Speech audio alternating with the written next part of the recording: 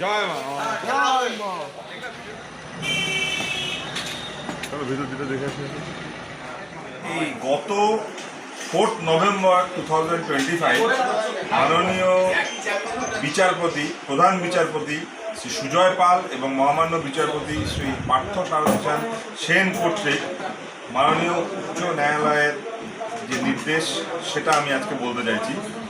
বলেছেন ওনারা যে সরকারের সংশ্লিষ্ট কর্তৃপক্ষসমূহ অন্তর্ভুক্ত পঞ্চায়েতে স্থানীয় প্রশাসন উক্ত 3/11/2025 তারিখের বৈঠকের কার্যকারিণীতে লিপিবদ্ধ অঙ্গীকারসমূহ যথাযথভাবে নিশ্চিত করবে।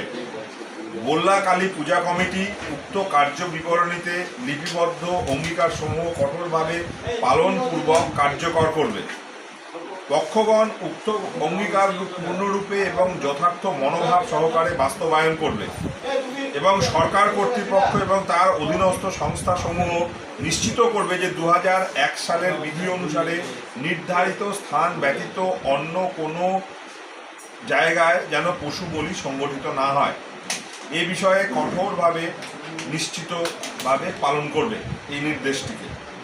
এই আদেশটি জনসাধারণের নিকট সচেতনতা বৃদ্ধির উদ্দেশ্যে বা সৃষ্টির উদ্দেশ্যে সরকার কর্তৃপক্ষ এবং বল্লাকালী পূজা কমিটি কর্তৃক আগামীকাল অর্থাৎ 5/11/2025 তারিখের মধ্যে প্রচার করা হবে এবং সরকার সর্বোচ্চভাবে সম্ভাব্য পরিসরে ইলেকট্রনিক মাধ্যমে উক্ত আদেশের প্রচার করবে এবং প্রচারের চেষ্টা করবে।